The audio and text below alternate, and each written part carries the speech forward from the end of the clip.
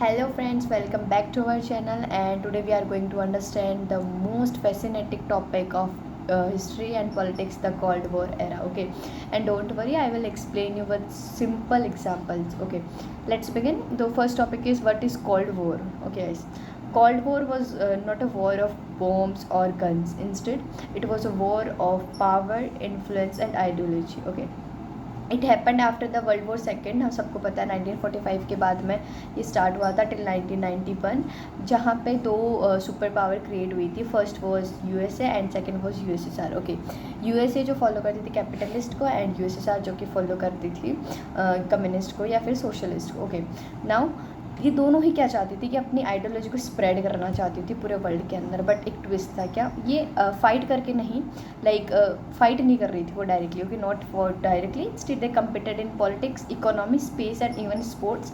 इसको हम बाद में थोड़ा डिटेल में पढ़ते हैं। ओके, एक एग्जाम्पल देती हूँ तुम्हें। जैसे स्कूल में दो टॉपर होते हैं, दोनों को पावर में आना होता है। पावर इन द, यहाँ पावर का मतलब ये है कि दोनों को अपना इन्फ्लुएंस रखना है कि हाँ मैं टॉपर हूँ। तो वो क्या करते हैं, किसी न किसी और तरीके से लड़ाई ना करके, पढ़ाई में टॉपर करके या फिर अलग अलग एक्टिविटीज़ में सुपीरियर बनने की कोशिश करते हो। कि वैसे ही यूएसए एंड यूएसएसआर बिना लड़े ही अपनी पावर में आना चाहते थे आइडिया से, ठीक है, इन्फ्लुएंस होके।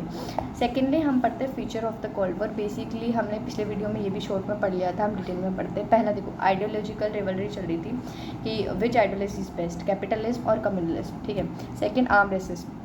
देखो दोनों ही कंट्री में डेवलप थे न्यूक्लियर वेपन्स, ठीक है। तो इमेजिन करो कि दो नेबर्स है, ठीक है, दोनों के पास अच्छे खासे डॉग्स है, ठीक है, एंड दोनों के अंदर डर बना रहता है, ठीक है, कि अगर किसी एक ने फाइट किया तो दोनों में ही डिस्ट्रॉय होगा, ठीक है, तो कभी वो करते ही नहीं है। थर्ड आता है मिलिट्री अलाइंसेस। देखो यूएसए के पास थी NATO, North Atlantic Treaty Organization, जो कि 1949 में फॉर्म हुई थी, एंड यूएसएसआर के पास थी वॉर्सो जो कि फॉर्म हुई थी 1995 में। ओके, फिर उसके बाद हम बात करते हैं प्रॉक्सी वॉर्स भी हुए थे, जो डायरेक्ट फाइट नहीं कर रहे थे बट सपोर्ट कर रहे थे अपोजिट साइड्स को, ठीक है, अदर कंट्रीज़ में। जैसे एग्जांपल हम बात करते हैं कोरियन वॉर हुआ था 1952 1953, वियतनाम वॉर भी हुआ था, एंड यूएसएसआर जिसमें USA and USSR backed rival groups. Okay, अब हम बात करते हैं कोल्ड वॉर का रियल लाइफ में, ठीक है। हम सबसे बेस्ट एग्जांपल इसका देंगे कि क्यूबन मिसाइल क्राइसिस। ओके, अब हम देखते हैं बैकग्राउंड, ठीक है।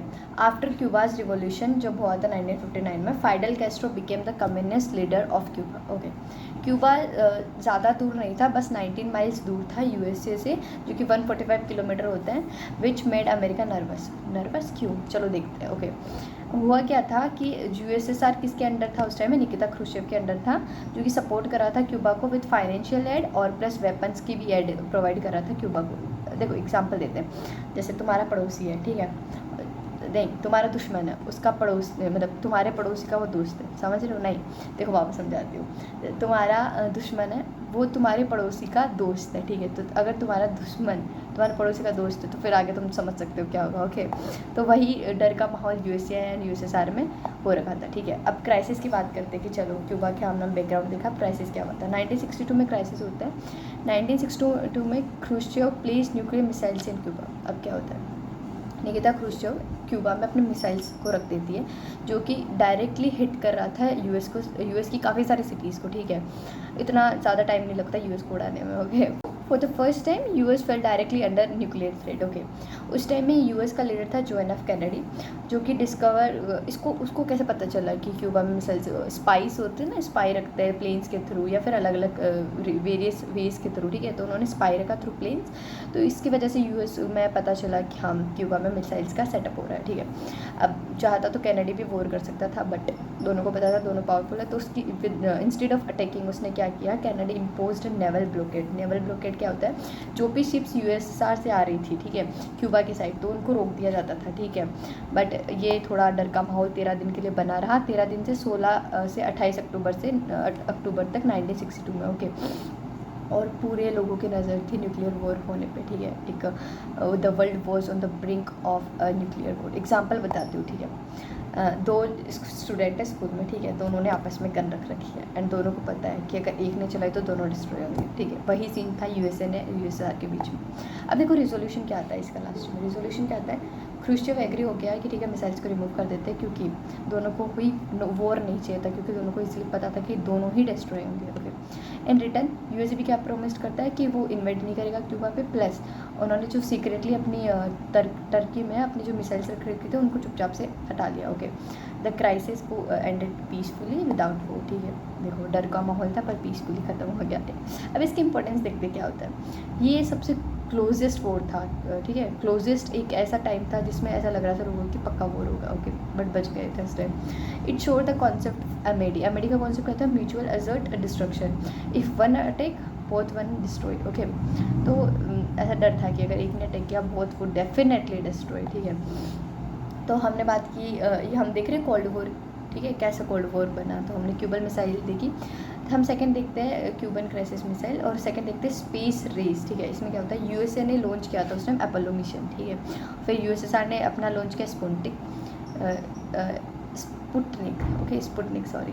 Even space become a battle ground. अब देखो दोनों ने स्पेस में भी बैटल ग्राउंड स्टार्ट कर दिया। स्पोर्ट्स राइवलरी भी हो रही थी, ओलंपिक्स गेम एक ऐसा प्लेटफॉर्म बन गया था, वहाँ भी इन्होंने अपनी लड़ाई स्टार्ट कर दी थी। ठीक है, कि कौन सुपीरियर है। Okay, now we start with India's role. तो now the big question is what about India. Okay, India choose to stay non aligned under Nehru. This mean we didn't join USA और USSR camp but try to promote peace. ठीक है, India हमेशा से piece का काम करती है, अभी भी वही कर रही है। ओके, तो एग्जाम्पल जैसे देते हैं हम कि एक ऐसे बच्चा होता है ना क्लास में जो कि दोनों ही साइड नहीं लेता, वो मेंटेन करके रखता है पीस। जैसे दो जनों की लड़ाई हो रही है तो हमेशा से पीस मेंटेन करने का काम करता है। ठीक है, तो India became one of the founder of नाम नॉन अलाइंड मूवमेंट, हमने बेसिकली प्रीवियस वीडियो में पढ़ लिया था। अलॉन्ग विथ लीडर्स लाइक टीटो जो कि यूगोस्लाविया से थे, नासर जो कि इजिप्ट से थे, एंड सुकार्नो जो कि इंडोनेशिया से। ओके, अब लास्ट हम बात करते हैं कि इंडिया ने चलो नाम बना लिया एंड वो पीस प्रमोट करने में लग गए थे। ठीक है, और बाकी इस कंट्रीज़ का वो देख रहे थे, काफ़ी कंट्रीज जैसे 5 कंट्रीज थी ना उसके अंदर, यूगोस्लाविया, इंडोनेशिया, इजिप्ट एंड घाना। ठीक है,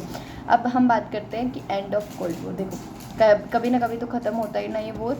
तो देखो 1991 में वॉर एंड हो जाता है finally after the decade of rivalry.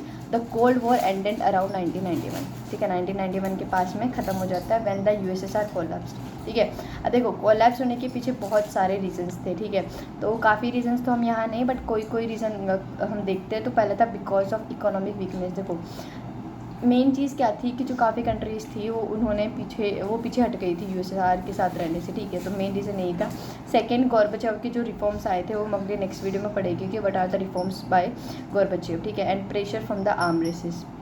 अब इसके बाद में जब यूएसएसआर डिसइंटीग्रेट हो जाता है तो USA emergence as a single super power and cold war chapter was close at least officially. ठीक है, so friends that was the cold war chapter, and एक ऐसा वॉर जो कि बिना फाइटिंग के हो रहा था, बस कंपटीशन चल रहा था सारी जगह। So that's it for today. If you found this helpful so do like subscribe my channel. Thank you.